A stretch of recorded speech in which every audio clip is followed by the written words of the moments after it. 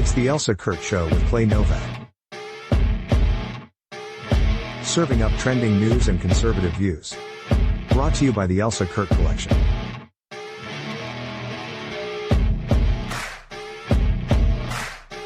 And Refuge Medical. And now, it's time for the show.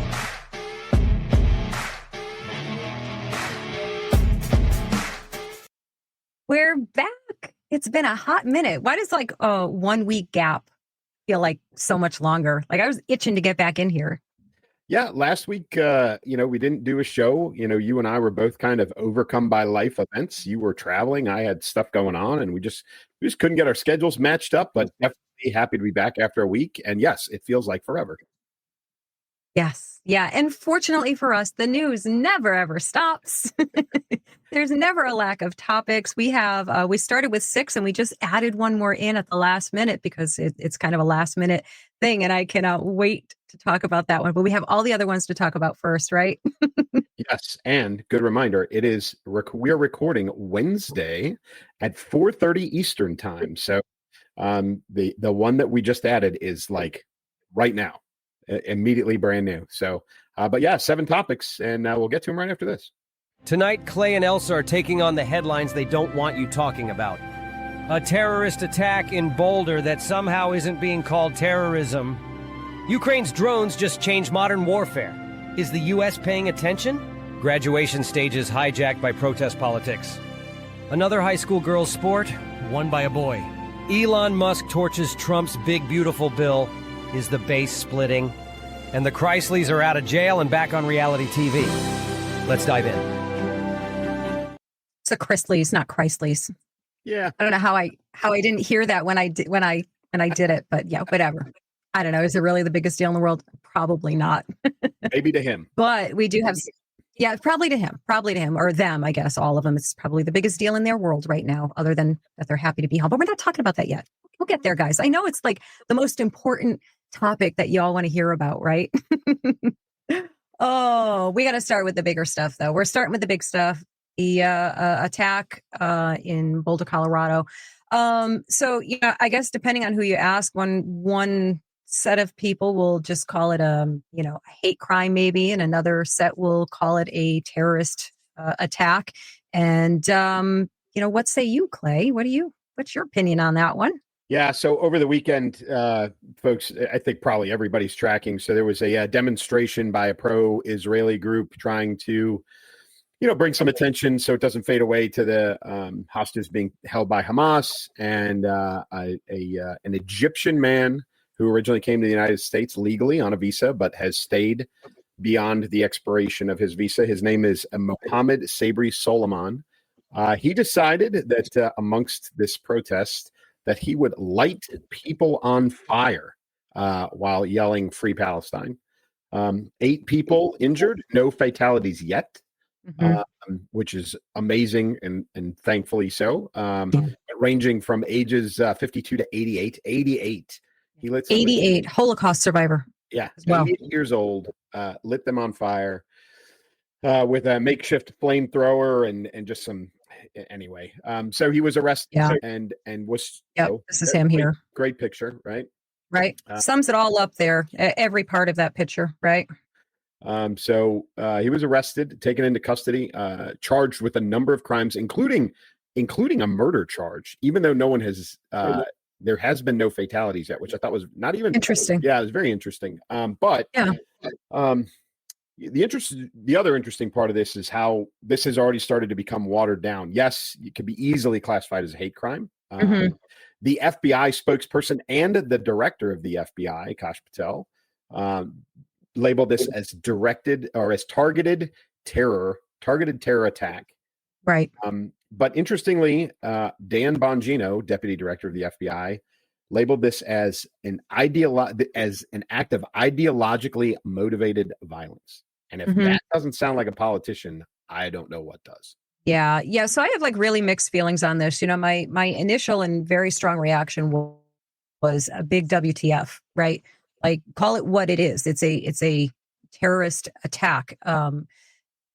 However, I will say that I did a little more reading today, and there may be, I guess, maybe a little bit more to it than that. Like maybe this is more of a strategic thing right now, because here's what I read. So I'm just going to read to you what I read just a little while ago. So it says that to charge someone with terror, the prosecutor would have to prove at trial that the person is either associated with or inspired by designated foreign terrorist organizations. Without this, it's difficult for the Justice Department to bring terrorism charges. So my only thinking is that if he is not directly tied to a terrorist organization, maybe it's harder to get that kind of charge to stick. And maybe it's a concern that he could essentially get away with this or get charged with lesser crimes or get it dismissed. I don't know. Maybe I'm talking crazy here, but I have always, like most of us, loved Dan Bongino and his work. So I'm just a little taken aback by what's been going on, starting with the Epstein, thing. So it's like, is this just careful wording? Like, when you always say, when you're talking about a crime, you're always saying the alleged blah, blah, blah. I don't know. What do you think? You wrote a really great blog. I shared it over where there were a lot of responses to that. Let's talk about that a little bit. Go ahead. Yeah. So, that blog's like, I think 3,000-ish people have read that blog at this point, thanks to you passing it along. And once you passed it along, probably another 20 people passed it along. But my point in saying that, I understand exactly what you're saying is, yes, you have to be somewhat precautious at times, show some precaution in the words that you use. However, the director of the FBI called it targeted terrorism. The spokesperson for the FBI called it targeted terrorism. Okay. Mm-hmm. The deputy director is on a different messaging path. And when you soften, the danger is that he has softened the act by using those words, right? Mm-hmm. If you say, ideologically motivated violence, that's a lot like calling murder, removing the capability to breathe, right? Mm-hmm. That's right. So, abortion is reproductive health. Right. Okay. And so I was very disappointed in Dan Bongino because he has been the tough guy for the last few years in his podcast, in his messaging. He has spent a lot of time on Fox News, banging on the desk, pointing at the camera. And oh, by the way, he is not the prosecutor in this. The prosecutor and the district attorney have the obligation to bring the proper charges. He is not going to taint in a negative way the prosecution by using the word terrorism. It's already been done. That's out of the bag. Yeah. But when he uses terms like ideologically motivated violence, he gives the defense an opportunity to say, listen, even the deputy director says this isn't terrorism. Even he says it's a difference in ideology. This is like, this is the mostly peaceful protests. Yeah. Oh, I have his tweet basically. Everybody can see what that says, and the evidence passes, blah, blah, blah.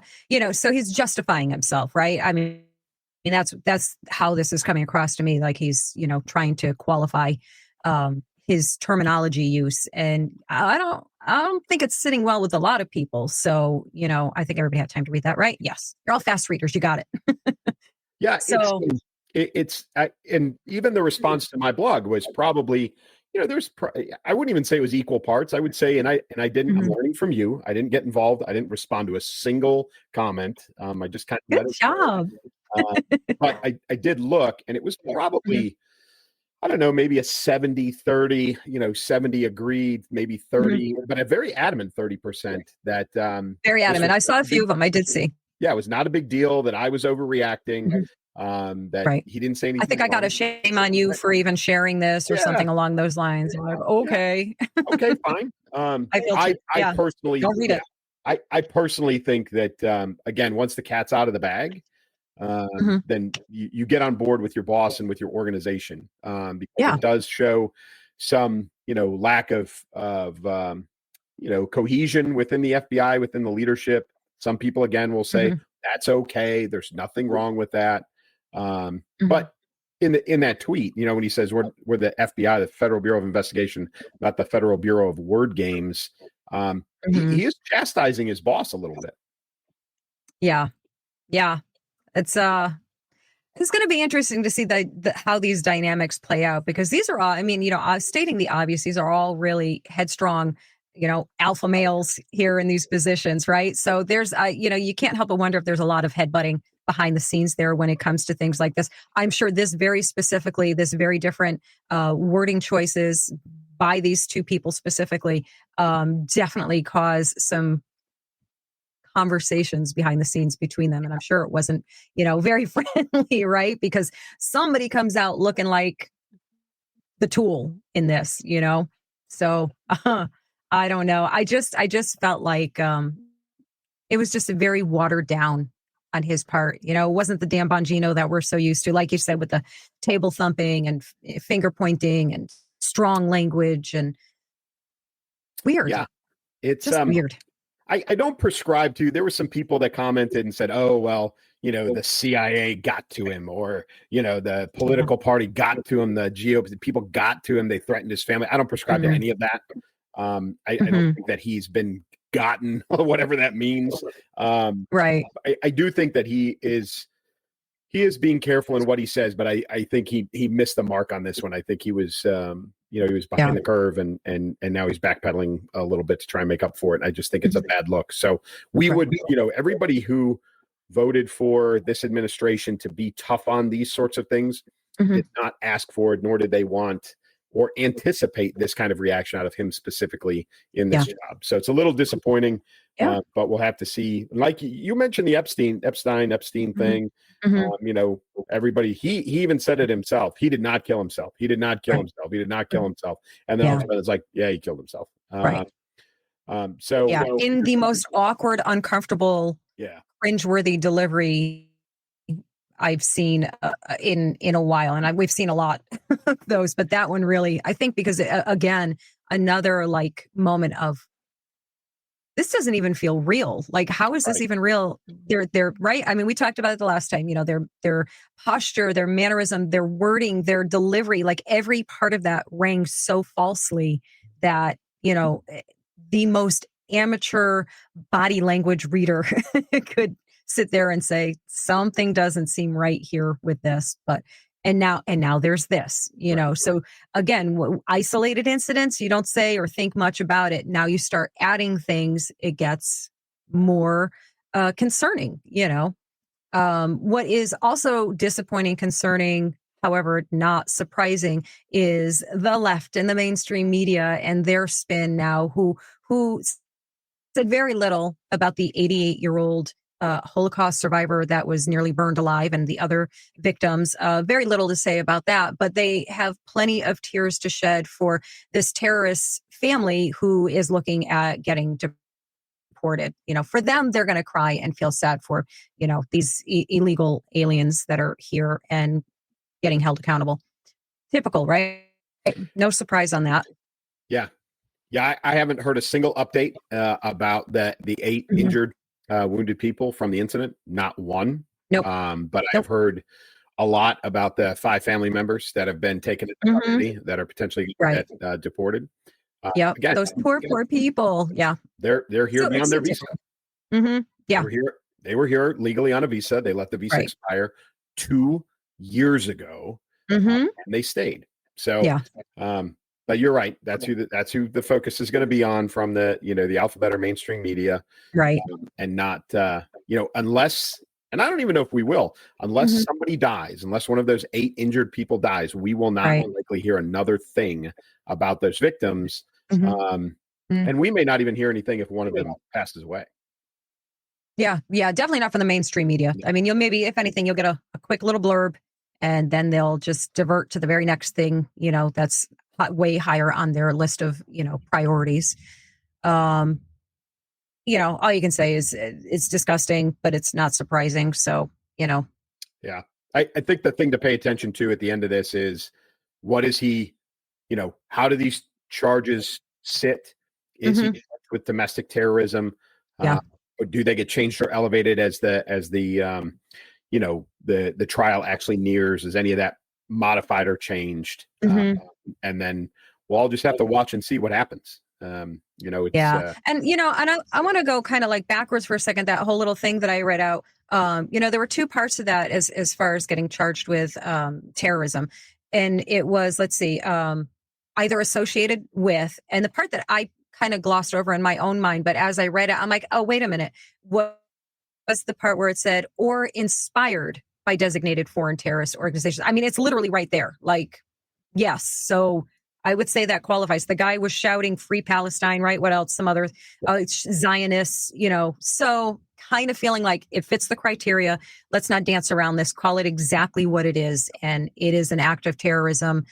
Charge him to the fullest extent, whatever the worst thing that you can do to him. And I agree, of course, they probably do have to kind of wait and see what happens with these victims before they know, fully what the charges are going to be for this guy. The murder one is very curious. I want to look into that. Yeah, I didn't understand that. And that itself was a separate headline in the coverage of this, was that he had been charged with murder, even though no one had died, which I've never heard of in my life. No, yeah, definitely not. Yeah, strange. Well, we're going to, obviously, guys, we're going to keep up on it. And we certainly want to hear your comments and thoughts on that too. What do we got next? Let's see what the next one is next up. Ukraine. I'm passing this right over to you to give you the big. Yeah.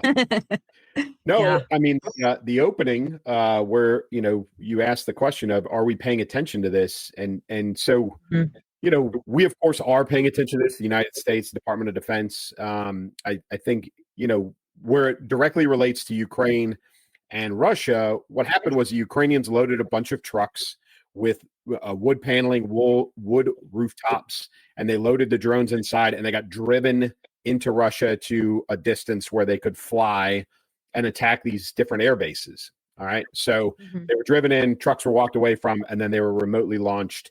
And then they attacked. And if you haven't seen it, there's tons of footage out there. But they destroyed or damaged at least 22 aircraft. What is significant in the inventory that they attacked was 19 of those were strategic bombers. Wow. 2 of them were in the equivalency of what we would refer to as AWACS. So like those planes with the big radar dish on top. Okay. For airborne command and control, early warning, radar capabilities. They destroyed 2 of those, as well as some cargo aircraft. But those, 19 strategic bombers, those are, Russia long strike capabilities into Europe and even potentially into the United States. Like those are the kinds of planes that they would use for that kind of strike. So, Ukraine going on the offensive a little bit, taking a ability away from Russia to defend themselves. But with, they were staring negotiations in the face. Like there was a scheduled negotiation, peace negotiation, ceasefire negotiation coming up, and they launched this strike. And I can promise you, and Putin has said it, they will retaliate in kind. Of course. So negotiations they're gone. Yeah. This is just insane to me. The thought process, Zelensky, is beyond my comprehension. And just for a side note, just to kind of follow up on what you said as far as the damages, they destroyed or damaged 34% of Russia's cruise missile bombers, right? And it was valued at approximately $7 billion. So, I guess kudos to you for, exacting such damage, great. But to what ends? You are no match for what this guy has. Like no match whatsoever. And you just, talk about poking the bear, right? It's actually scary. Yeah. And Putin's crazy. I've never, he's not a rational man, and he does have a temper. It's been proven over time. So I think a poor decision on the part of Ukraine. They just escalated when things were on a little bit of a down, a little bit. Europe is going to bear the brunt potentially of some of this. We'll have to see. Hopefully it doesn't spill over beyond Ukraine. But again, to the point of, are we paying attention? This is something that we, the United States, need to pay attention to. And I know we have been, but the battlefield is changing. The capabilities for these types of attacks it's out there, and it's prevalent. It's being modified and developed and advanced on this battlefield. This is like a testing ground for the world right now when it comes to drone technology. And so, touching back on our last topic, Tom Homan, right? That right, he is convinced that there's going to be a significant terror attack inside the United States in the near future based on the amount of illegal aliens that have come into the United States through the last administration. Yeah. These are the types that and I talked about Golden Dome. We talked about Golden Dome, I think, a couple of weeks ago. These are the types of attacks inside the United States that we have zero defense for. If this was replicated in the United States to attack any installation, any major city, something like that, where there are trucks with drones, suicide drones, drones with explosives, we would have zero defense for this inside the United States. But if this is changing, well, the entire world is paying attention to this. Yeah. Well, it gives me, in relation to the Golden Dome conversation from the previous episode, what you're saying now gives me a little bit better perspective on that, because honestly, I think I was thinking like, well, the Golden Dome sounds like a brilliant idea. Why wouldn't we want that? But I get what you're saying now, that, the enemy is literally here. Like, they were let in by that previous administration, the Biden administration, or the Biden handlers administration. They let them all. They're like, we can't call it the Biden administration anymore. Like, it cannot be called that. I think, can we just determine that right now? This is no longer going to be, at least not on this show, we are no longer going to refer to the previous administration as the Biden administration, because it was not his at any point in time. Argue with me all you want, folks, but that's the hill I'm dying on. It could be the Jill Biden administration. Absolutely. And her right-hand man, what's his name? Bernal? What's his name? Yeah, whatever. Yeah, whatever it is. Yeah. And apparently, what's her name? Pocahontas there, Elizabeth Warren. Yeah. Yeah. Wait, well, that would be a whole other topic. We can't go there now. We got too many topics. We can't do it, guys. We can do it another time. And I'm sure we will. But yeah, so yes, I get what you were saying then better now in light of this conversation. It's really frightening to know what's right under our noses, what's in our backyard, what's next door, all of these things. And the rage that we all should be feeling at that previous administration so far. Yeah, maybe we'll just call it the Jill Biden administration. The rage that we should be feeling about all of this now should only be escalating tremendously. And now that they're all, defecting and all of a sudden distancing themselves, which, yes, we will get to that, guys. Hang tight. But yeah, this is scary. Back to Ukraine, of course. Why would he do this? Can you speculate on that at all? I think so. This was they had a clock. This has been planned or in motion for. He read it off. It's like 1 year and 4 months and 17 days or some. I don't remember the exact number, but it's been planned and in motion. Because if you think about it, they had to build the drones, they had to build the trucks, they had to set everything up, they had to infiltrate inside of Russia, they had to travel through undetected, get to their destination, get everything set, and then launch, right? Those things take a lot of time and a lot of planning. And as far as the military operation goes, kudos to Ukraine. They pulled off a good one. Yeah, I mean, they really did. You got to give the credit where it's due. Yeah. It's just an insane move. I almost wonder if it was started in motion to a point where they couldn't turn it off. When at some point, it went beyond the capability to say no. And that could be it. But also, I think it is still, this. I think there's some undermining. There's some speculation. There's some undermining going on. Even by U.S. officials that are not named President Trump, that folks have been talking to Zelensky under the table, even publicly, and giving him advice that probably isn't warranted. But truthfully, I think it was just I think it's a terrible decision. But I think that Ukraine is still adamantly trying to drag NATO into this to get it to stop. Yeah.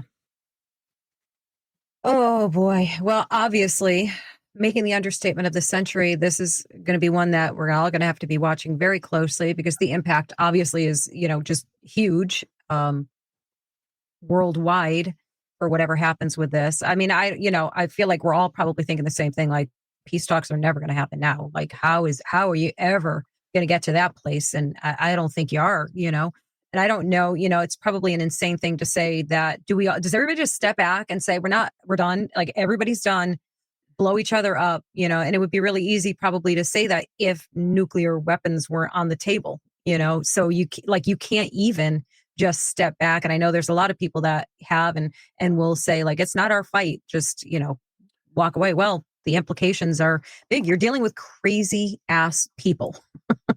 Yeah, it's I at this point, especially after this, and I still don't necessarily advocate for this, but I think it's becoming more and more apparent that the only two outcomes for this are a complete Russian takeover of the Ukraine, or NATO inserting peacekeeping force as a wedge between the two. I think we just keep inching closer to one of those two solutions on a daily basis.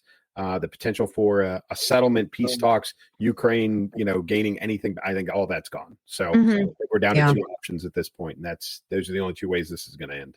Yeah. Yep. I agree with you. I'd love to offer an alternative to that, but I certainly don't have one. No. All right, let's bring it back to home turf here. Let's talk about these boneheads, these highly educated boneheads. I mean, what else am I going to call them? Yeah, the bad in this is, these it's what is it? It's NYU, MIT are probably the two most prominent. Yeah. It is bleeding over a little bit into some high schools in some places. Right. But those are the two big ones where, these valedictorians or whoever they are that are nominated as students to speak at the graduation, they go into an agreement, right? And these universities figured this out a long time ago. Yes. You bring the speaker in, you give them the parameters, they sign an agreement that they're going to abide by the rules. They provide you a speech, the university approves it, and then everybody's going on good faith that the speaker is going to stand up there at the podium and give the speech that's been approved. And in these cases, that's not what happened. Right. And, of course, people on the left, and maybe, I don't know, maybe some people on the right too will argue, like, oh, they're, well, the argument always is, you're violating their free speech. They should be allowed to speak.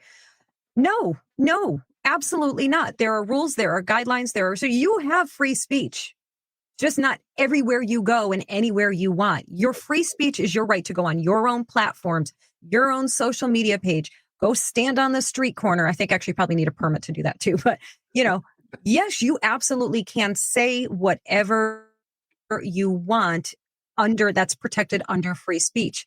Don't get that confused with not having to follow rules and guidelines that you, by the way, agreed to and then just decided to disregard. That's actually what it comes down to. This isn't a violation of free speech. This is you flagrantly ignoring a commitment that you made, that you agreed to, and now you're pouting and mad because you can't, I don't know, walk up and get your diploma or whatever because you've been disinvited. It's your own damn fault. No, nobody should be feeling bad for these, snot-nosed brats. I can't stand them. I really can't. Like, I respect your right to free speech. You want to say free Palestine. You want to call somebody a fascist or a bigot.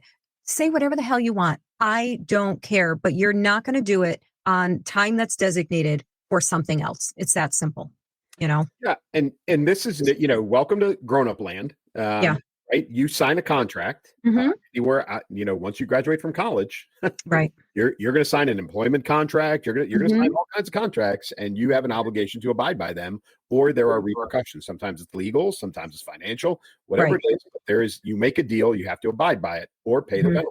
And in the case of these two, their diplomas have been withheld. So you have not graduated. They're not getting the sheepskin. I haven't heard any updates, but I think that still stands. And again, it's not because of the content. It's not because of what they said. It's because they violated the agreement made between them as the speaker and the universities. So, and on top of everything else, it's unbelievably selfish. Incredibly. At both of these universities, I think specifically at NIU, the content of both of the speakers was very much free Palestine, the West is terrible, anti-Israel, anti-Semitic. And at the NYU graduation, a number of Jewish students got up and walked out. So you have now, by virtue of you just running your mouth, have stained their hard-earned graduation for them, for their families and everything else, because for the 6 minutes that you're up on stage, you couldn't resist being a selfish, arrogant little punk and running your mouth. And that's that I think is even worse than the rest of it. I think that's the worst part of it. Yeah, I completely agree with you. And, look at what their role models are, celebrities who grandstand and showboat and, stand on their soapbox at their award ceremonies, their yay me ceremonies and everything. These are their examples, all a bunch of petulant, bratty, spoiled jerks is really what they are. And there's no way I'll ever see that any other way, because it's all very clear. You had guidelines. It was in writing. You knew what you were supposed to do. You chose to do something else. These are the consequences. Welcome to adulthood, right? Yeah, I'm just tired of it. And of course, that's the song and dance always. Oh, well, it's because we're talking about Palestine. That's why. No, it's because you violated the rules that were laid out for you beforehand that you knew. So suck on it. Go cry more. Yeah. My favorite, cry harder, cry more. And clearly the expensive education that they paid for did them no good, because they weren't smart enough to understand that this is a legal agreement, a binding agreement, and there are repercussions.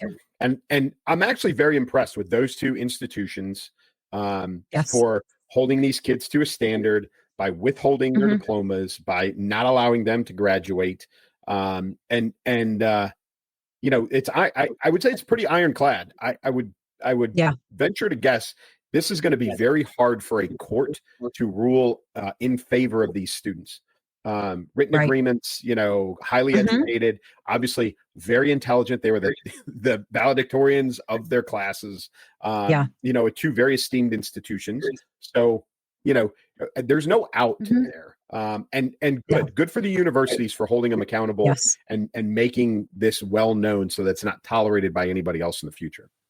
Right. Yeah, absolutely. And it doesn't even stop at them. They're actually the worst offenders, I think, because they have so much more at stake. It's just foolishness on their part. You have people, I forget his name already. I think he's like a CBS news anchor. And he's just an example of many, that they're invited to, give these speeches at these graduations, and they use it as an opportunity to, promote their ideologies or their political stance and all of those things. And it's like, dude, your whole job, your whole point is to go up there and say inspiring, uplifting, motivating things. Like, can we go back to that where somebody gets up there and talks about what it's really all about? You are the future of our country, of the world. Be a contributor, do great things, like, have a good work ethic. Look, can we go back to those speeches? And I know they exist. I know that there are people that are giving them. I don't want to give the impression that I think that every single college campus, is overrun by this. Enough of them are, but man, oh man, just enough already. And I agree with you. And I think it's a really good sign and a fantastic message that these universities are putting their foot down, because it's going to inspire other ones to do it too. To say, hey, wait a minute, they're not taking it. And that's the way it always goes, right? As soon as somebody stands up or puts their foot down and says enough, it's that encouragement for others to do the same thing. So I really look forward to seeing a lot more of that, Yeah. And we both know that the education system, especially higher level education, I think it's, it does exist at lower levels, but at the higher levels, high school and college, you get a lot of politicism of everything that happens, especially from the faculty at times, and it bleeds over. And, so this is the time of year. It happens every year because they're swimming or track.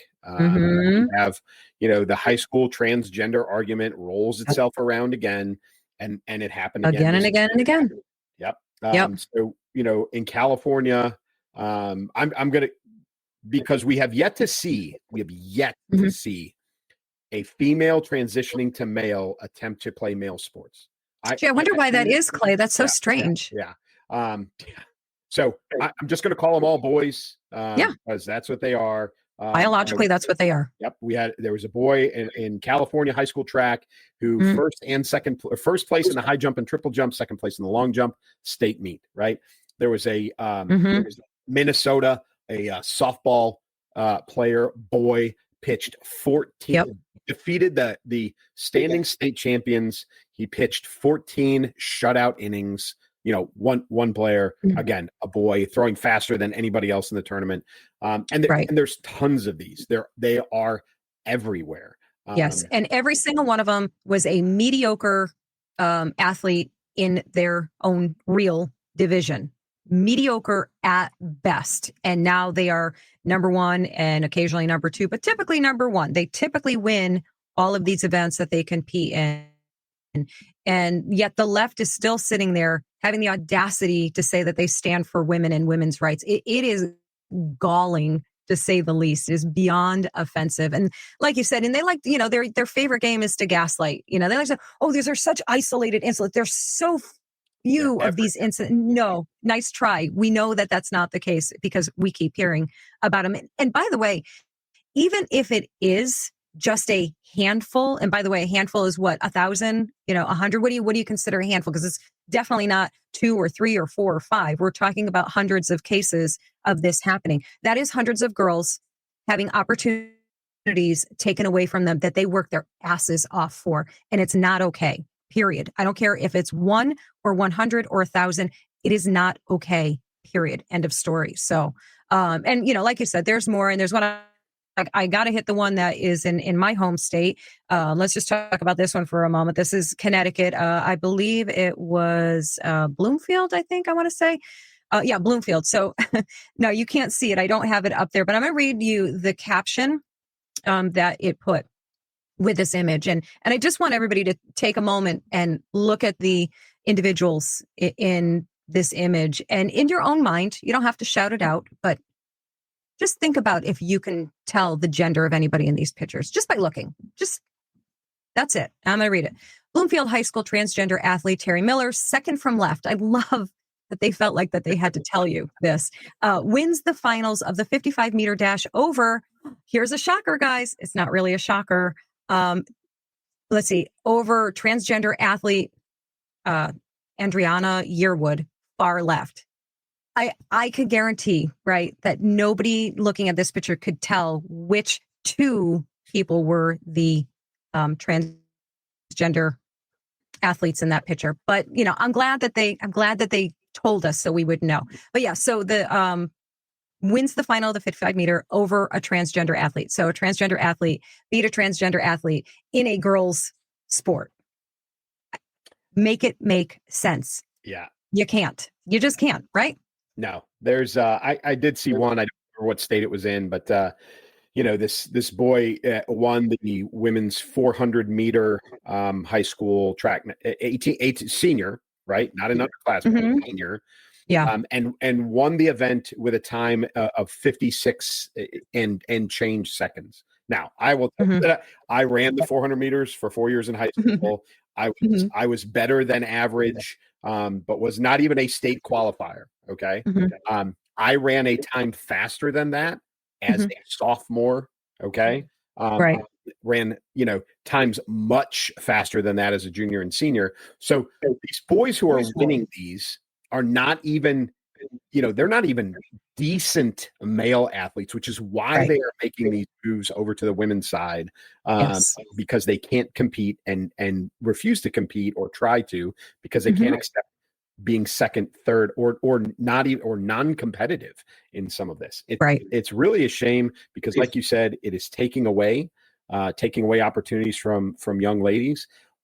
We have seen, though, thankfully, we're starting to see changes on the international level. I don't know if you saw this or not, but it has been finally determined that the Olympic, boxing champion was and is, in fact, male. Yes. Period. Yep. Yeah. It just, again, the gaslighting, like nobody could tell that. Nobody could tell that. Like we needed you to, finally, after how long? I mean, how many months and months to finally say, oh, by the way, yep. Yeah. How many? I guess it was last summer. So it's been a year. Oh, right. Okay. Yeah. So a year. Yeah. A year. Even worse. A year to finally come out and say, yeah. And I keep seeing, with regards to that specific case, I keep seeing the term leaked info. So I don't even know if that was supposed to be released to the world. So, somebody leaked that information out, that very obvious information.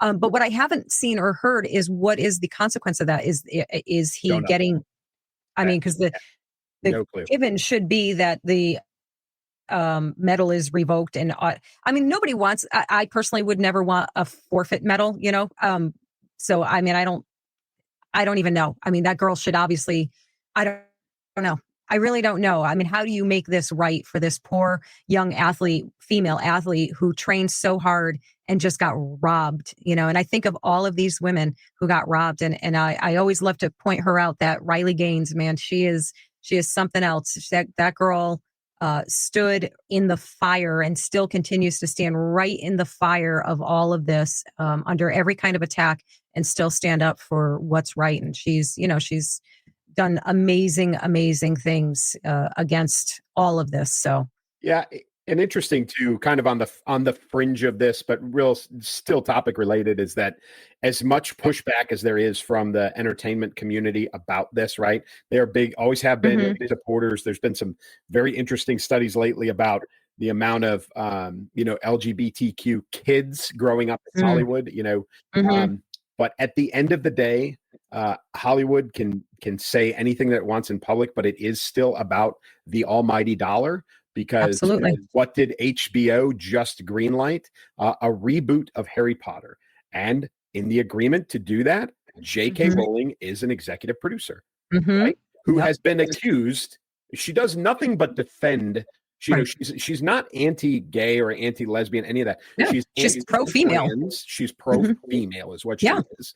And didn't, HBO looked at it and they said, we can make a lot of money off of Harry Potter, and we will bend against public opinion, or bend to, Hollywood, and we will agree with J.K. Rowling to bring her on so that we can make all this money off of Harry Potter.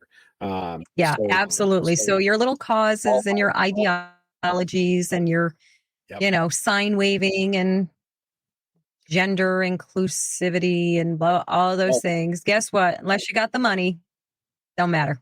Yep. None of it matters, and it should be a wake up call to them. Like, I'm sacrificing, if I were them, watching all of what goes on, every single part of it. And we can throw Target and all of these other big corporations into the mix here, who all last year, every single one of them turned their logos and their everything, immediately to rainbow everything, just vomiting rainbows everywhere. And this year, I think I saw, it was like a graphic of, the comparison from last year, this year, and Target was on there, BMW, like a whole, maybe like 10 different corporations.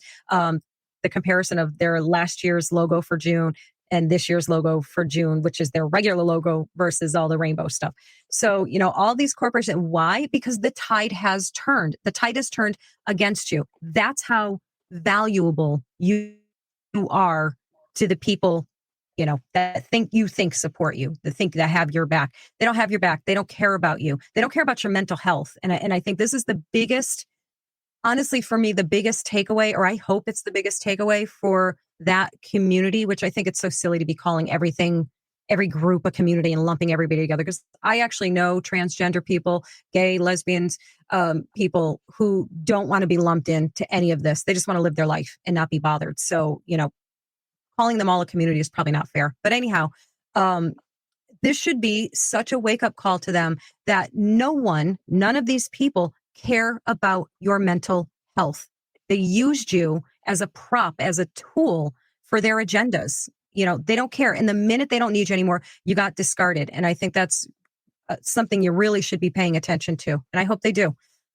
Because at the end of the day, despite what the left tells everybody about Christians and about conservatives, we actually do care. We actually do care about your mental health, and your happiness and your safety and all of those things a hell of a lot more than those people do. So I'm done. I'm off my soapbox.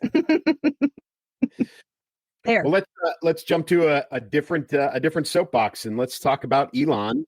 And his. Let's talk about Elon. So listen, folks. He left on schedule. 100. Yes. We have talked about 100%.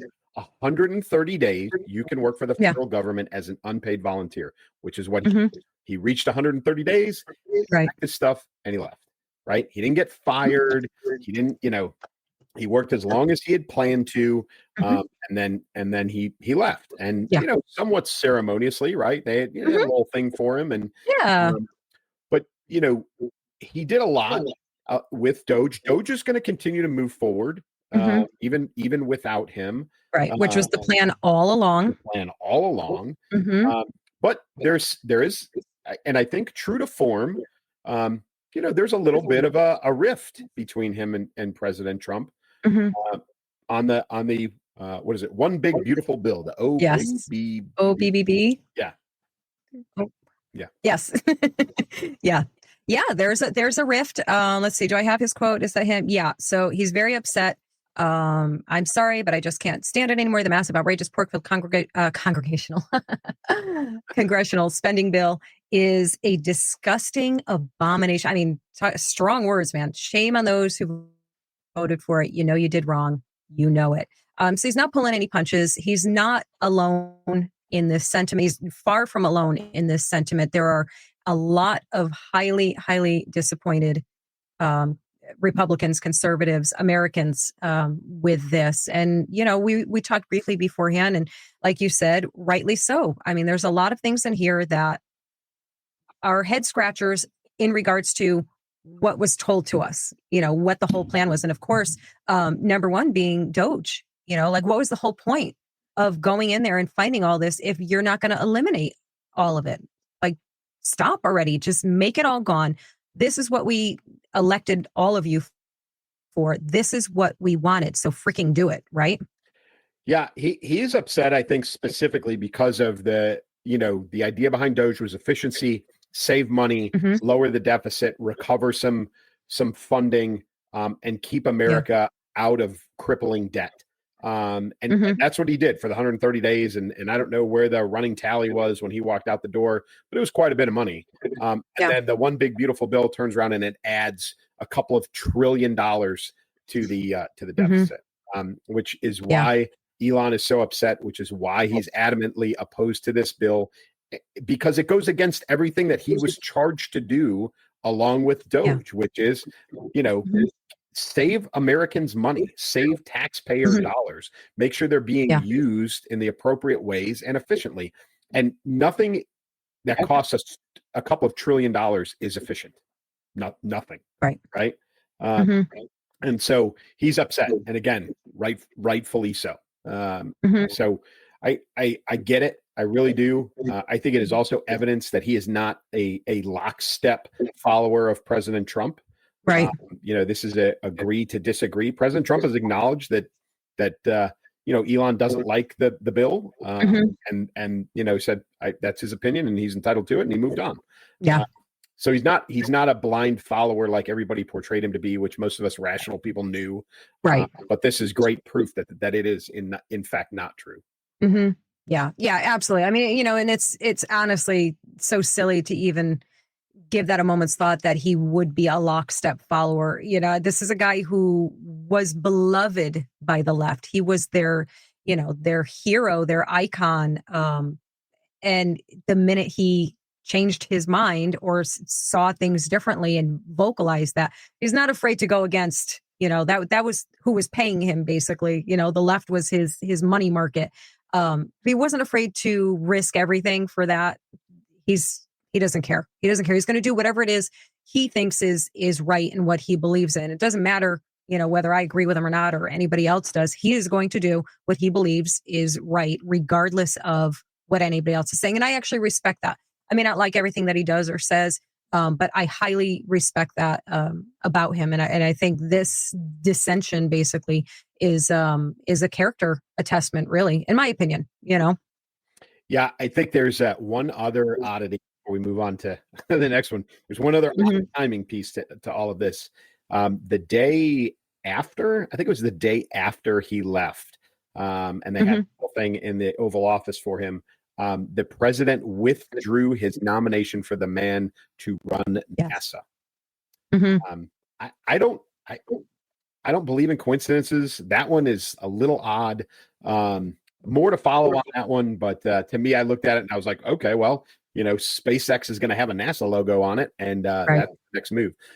Hasn't turned out that way yet, and we'll see what happens. But I just thought that one was a little bit too close. That was a little too close, little bit interesting, and no explanation, right? Just simply no. Right, he was not and I don't remember the gentleman's name, but the guy, his nomination was withdrawn because he did not fully align with the the goals of the president. So okay. So they did give very, an but it was very bland. explanation. It was, could have been anything, but yes, that was the reason given. So a little bit in the odd timing world. All right. Listen, this topic. This next topic is all yours. Oh my gosh. Come on. It's so fun. I don't know why it's fun. It just is. I guess, anything, I guess there's still a little bit of me. And now first, let me say, I've never watched their show. I really never, even at the height of their popularity or their scandal, I never took the time to figure out what the big deal was, like what they were all about. I saw like handfuls of, short little clips of their show. I found him. I mean, I'm sorry if you like them. I found him to be so obnoxious. I took no joy out of that. So I never followed it. I just simply didn't care, frankly, guys. I just didn't care. I don't care greatly about this. And I know you don't either. It's just newsworthy, and it is actually pretty interesting. So if you don't know who these people are, Todd and Julie Chrisley, they were sent to prison for in January. In January of 2023, after being convicted of tax evasion and bank fraud the previous year. They had their whole reality show. I'm forgetting the name. What is it, like Chrisley Knows or something like that? I don't even know what the name of the show was. But they touted themselves, or he touted himself as a real estate mogul, which I literally didn't even know until I researched for the show. No, I did. Did you know anything about them, Clay? I know they're all blonde. I was shocked to find out. Only seeing highlights, like the commercials for the show, I was shocked to find out that he wasn't gay. Well, I think that's even still kind of questionable. Yeah, but I like you. I know where their money came from. I thought it was a fabricated reality show, and then did the research to find out that they had taken out $20 million in loans. I think it was more like $30 million, I think. Yeah, they took out 20 in loans, and then they took out more loans to pay back those loans. And then couldn't pay anything back, and then filed for bankruptcy, and then the charges came. And then they went to jail. Right. And that's like the gist of it. They fabricated this entire an illusion. They created this illusion. He apparently shopped a show. He wanted a show. He wanted to be, he saw the writing on the wall, these reality shows, probably watched the Kardashians like it was, I don't know, his personal soap opera. I don't really know. And must have thought, hey, we can do that. Let's create this image of who we are. And, we don't have any money to do that. Well, we can fake that too. And they did it. I mean, they did it. They managed to manufacture this whole image and sold it to whatever, whoever channel, I don't know, station they were on. And they got their show. And, unfortunately for them, it was all a lie. It was like a shell game, basically, right? But they were just constantly like moving play money around and taking advances. He had a business partner who basically threw him under the bus when all of this came up. And like you said, they went to jail. Like they weren't just accused, they were convicted. Like they were going to spend, how long were they going to spend in jail? They were supposed to be in jail for like 12 years. Is that right? A long time. They spent 2.5. They appealed. The appeals court, it was like, nope, you're staying. And then, the end of this story as it stands right now is that President Trump pardoned them. Yep. And got them out of jail because he thought that the punishment was harsh, that they were a conservative, he thought they'd been targeted for their conservative values. Their daughter, campaigned, I think, on his behalf. Yeah. Blah, blah, blah. And of course, there's a lot of backlash because he pardoned them and got them out of jail. Right. And how anybody in their right mind can criticize something, him. I personally, should they have stayed in jail? Yeah, probably. But in the wake of what's going on with the President Biden pardons, the pre-pardons for his family, for General Milley, for everybody else, these folks got pardoned for nonviolent crimes. And of course there's some backlash going on, which is a little bit on the ridiculous side. Yeah, I think, I think it's overblown. I really do. And I agree with you, Clay. I'm not saying that I think that, I don't necessarily think they should have been pardoned. If I were to say that I cared at all, like I'm trying to put on my I care hat, and on this topic, I just don't care. But I'm pretending that if I did care, what would I think? And I think giving them a pardon, sure, maybe it's a little eye twitchy, like, oh, they really did the crime. Like they really are criminals. I think they defrauded people. So kind of not cool. Was anybody, and then the flip side, right? Was anybody physically harmed? None of those things. They're not murderers. They do have young children. Their two youngest children were in the custody of the oldest daughter, Savannah. I think her name's Savannah. Sorry if that's not her name, guys. I don't even know. There's a kid named Chase. Does it matter? No. The daughter. The daughter actually took custody of the two younger children while the parents were going to be in prison this whole time. As a parent, that pulls my heartstrings a little bit, for when you know that people are walking the streets for much worse crimes, getting let out for literal murder, and they're walking the streets free. I kind of have a little problem with, locking these people up for 12 years. I don't know. I mean, like you said, everybody's going to have their opinion on it. I think if the president was going to act on this, which I don't think he should have ever acted on this, it should have never come across his desk. But probably the better option would have been to let the conviction stand and commute their sentence, get them out of jail, but really never let them borrow money again. They should never be allowed to borrow money again. But it is what it is. And of course, the other part of the irritation people are experiencing over this is like they're going to roll into a little docu-series and they're going to make money off of that, like they're profiting. Now they're like profiting from their crime. That's kind of the sentiment that leaves kind of a bad feeling in people's, minds there. I agree. It's kind of not cool.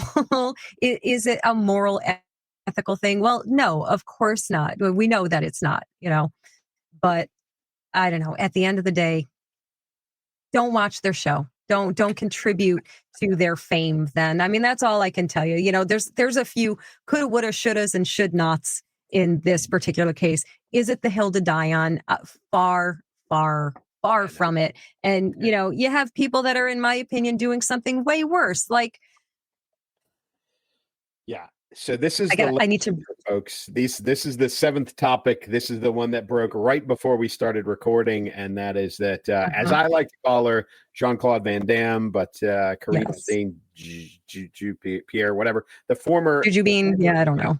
Karine Jean-Pierre. The former White House press secretary, spokesperson, has now declared. Oh, by the way, with her book coming out, a book deal. Yeah, what? She has divorced herself from the Democratic Party and is declaring herself an independent, and she is following her individual compass, kind of a thing. That thing that she completely lacked at all in that presidency, shadow presidency. There's that tiny part of myself that is always going to feel a little bit shocked at the things that people do. But then there's the larger part that is not even remotely surprised at this. Of course, that's what she's doing. That's what they are all doing. I don't think Jake Tapper was the first, but he's probably the most notable one right now because he's the most recent besides her. They all see the writing on the wall. They all know the house of cards. It's not crumbling. It has crumbled. It's like disintegrating right now. And, are we ever going to see criminal charges on anything? Who the heck knows? We talked about this the last time too. I don't really know. All I know is that it is so gross that these people are profiting off of their contribution, their complicitness in these long-term lies. That's the word. We're going to call it a word, guys. We're calling it a word. Like you, Karine, you stood up there week after week, day after day, gaslighting the hell out of this country, the world, and countless times. And I hope somebody puts the compilation together. There's people who are much better at that and somehow have the time to do things like that. Please put a compilation together of all the times that she, said in one form or another that Joe Biden is perfectly fine. He's like totally mentally fit, all of the things. Put a compilation together. Somebody, please, I beg of you, and tag me. Right. Before we wrap up, this is my take on this. Okay. We're getting in the we're getting in the end minutes here. Ooh, but yes, we are. My take on this is that this is not genuine. I think that this is a tactic by the DNC to encourage moderates from quote unquote both parties, but really they're trying to encourage moderates from the GOP to declare it as independent. This is a fabricated fight against the two-party system. And what they're trying to do is draw votes and voters away from the GOP for the next election cycle, when in fact people like Jean-Claude Van Damme and Jake Tapper and John Fetterman and you're going to see more. You're going to see more people like this that are, move to the middle or become independent. And in reality, they're just agents for the Democratic Party with known faces and names that are going to try and draw people to an independent party that doesn't exist. So this is trying to fabricate Ross Perot without having a Ross Perot.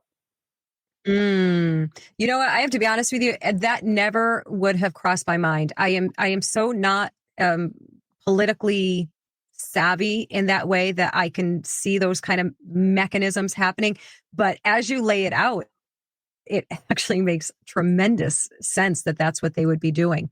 Yeah, I mean, what more can I say on that? That makes perfect sense. I want to know, guys, what do you think? Do you think that's a tactic that's happening, that's playing out in real time right now? Because, I mean, they need desperately to strategize some type of recovery here because their whole party is, again, disintegrating. It is falling apart. And, I guess what better way than to pretend to start anew? I don't know. We want to know what you guys think. Throw your opinions out. All I'm going to say, guys, is you don't like when I say it, but Clay's been right on a lot of things. So you might be right on this one. I want to know what you guys think. How about you, Clay? What do you think? They're going to agree with you or no? I hope I'm wrong. I really do. I know. I have silly small hopes. Yep.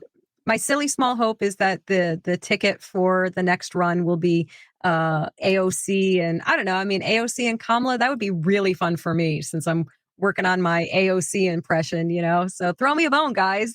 Make her be the face of the party. That would be a blast. Who knows? They're crafty. All I know is never underestimate them. No. Never underestimate them.